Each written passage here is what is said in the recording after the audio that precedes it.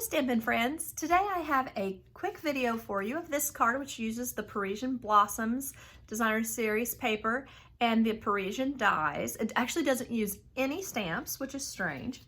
I also wanted to talk to you about Sale-A-Bration and go through this brochure with you real quick. Sale-A-Bration is the promotion that Stampin' Up! Does. And what they do, it lasts from January 3rd to March 31st, 2020. And for each $50 you spend, you can get some kind of item. And if you spend $100, there are a few larger items that you can choose. The first thing here in the page tells you about that, and then shows you the gang's all here, which is little meerkats. This is a $100 choice, and it is the lily pad dies that go with this lovely lily pad stamp set, which is reversible. You have both sides. You stamp one side for a solid image and the other for an outline. So that's kind of a nice aspect to these reversible photopolymer stamps. Then this is the matching paper, the Lily Impressions Designer Series paper that goes with that stamp set. And then metallic baker's twine and sequins choice that also goes with that. So there's a lot of good choices there. There's this Happy Birthday to You stamp set. And then these are the kerchief card kit, which is an all-inclusive kit where it has things are already stamped on here for you to choose and create your own cards. This is the Honeybee Designer Series paper. Well, it's golden honey, so it has like a bee theme, and it actually goes with one of the sets that's in the January through June mini catalog. Sending You Thoughts set has some nice sayings for us. Then this is the Thoughtful Blooms, which has a matching punch. So the punch is free with a $100 order. So these two go together, coordinate. And then there's also the Power of Hope bundle, which is an Asian themed kind of design. And then for those who host or have an order of $300, you can get this cute little ladybug stamp set, which I think is adorable. And you can say a lot of cute things like you're cute as a bug, or you can say happy birthday, thank you, or thinking of you. So the other thing I wanted to mention is when you join Stampin' Up!, when you become a demonstrator, during Sale-A-Bration, you get this mini paper cutter, which is nice. I love a guillotine style cutter. For me, they're just easiest to keep straight and make neat cuts. And the other thing that you get free, besides, we also get an extra free stamp set because it's Sale-A-Bration, is this paper sampler. Now, it doesn't have every single paper that is in the 2020 mini catalog, but it does have, you can see it has the tropical one, the purse thing, and it has the paper, and then this cute kind of funky birthday paper. Then it has some masculine choices, and each one has 4 of the same one. This is another of the birthday ones. So it has 4 of each one, so it's very useful. It's not so little paper that you can't get anything done with it. There's another of the tropical. There is another of the kind of Mother's Day one, I would consider. It's like a blooms. Then this is the poppies paper. And then there's the water lilies. And there's another of those that's this nice purple. And then a couple more of the poppy papers. There's a lot of good choices in that. And that's free, along with the mini paper cutter, when you join Stampin' Up! During Sale-A-Bration. So if you're interested in that, please don't hesitate to email me or contact me on Facebook, whatever works. Now I'm ready to show you this card. So what I did, I used the Merci sentiment, which is thank you, of course, in French. And the other thing I wanted to show was the Amour sentiment, which is, of course, love in French. So this would make a great anniversary card or Valentine, which I think the Eiffel Tower is kind of a symbol of love.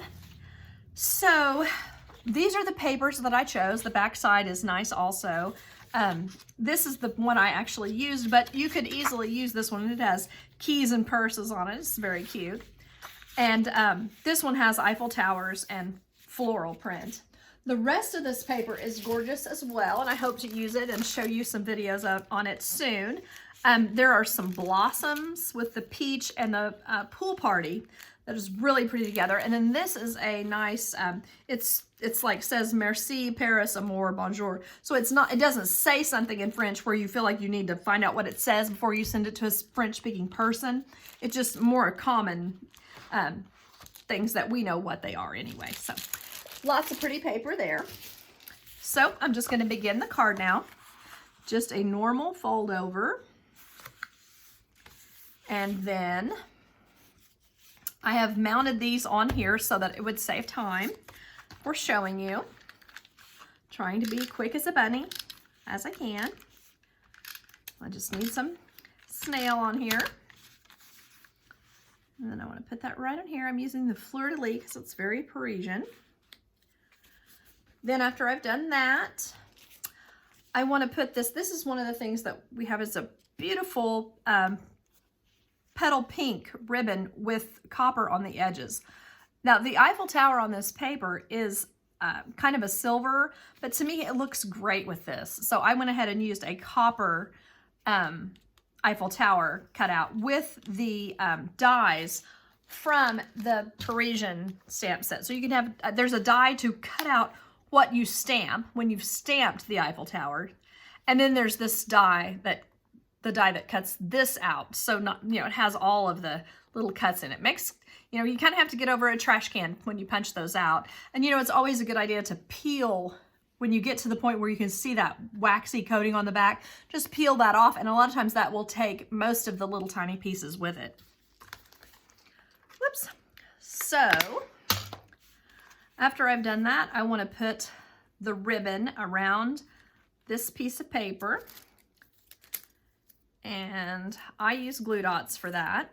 Let's put it here and here. And I always just kind of eyeball my glue dots, but then I want to make sure that I like how they look on the front. A lot of times by lining it up here on the paper, I don't know if you've ever done that, but if you line it up the same distance, you know, get it straight on the bottom, kind of hold it down, and then get it the same distance from these lines across here. That saves you a lot of time as far as trying, you know, you do it once and it looks like it's straight, but then it's really not. So that can save some time for that. And then I like to put a little more snail over each of the glue dots just to give it a little more hold. And then place it on the card, about like that. Oh no, I was also going to tell you, my cardstock that I used for the, you know, this is just a normal sized card, the 5.5 by 8.5, and then so this layer is 5.25 by 4, and then this layer is 3 3/4 by 5. But for this designer series paper layer, I used 2 3/4 inch square for this, and this is a 3-inch square of cherry cobbler cardstock. So now that I've got the pretty pink ribbon across the back of my card, I'm just adding the bow that I have made. I always pre-make those. It's for myself and for my class attendees because it just makes it so much faster. And then a lot of times though, I'll like straighten up the edges of the bow, things like that. Now that this is on, I want to adhere my Eiffel Tower. So on this, you don't need a ton of glue. I found that putting glue across in the most sturdy areas is probably best because you don't want it oozing out everywhere. So if you tried to put it on every surface, you might have a lot of excess glue. So I'm just putting on all these horizontal lines here, and then on the larger spots where you can see that there's plenty of room for some glue. And then up this way, right like this. So I don't want to get too much. So there's always a little bit of ooze, but you just want to prevent that as much as possible. So then as you can see on this one, I am trying to just put this slightly down here at the bottom.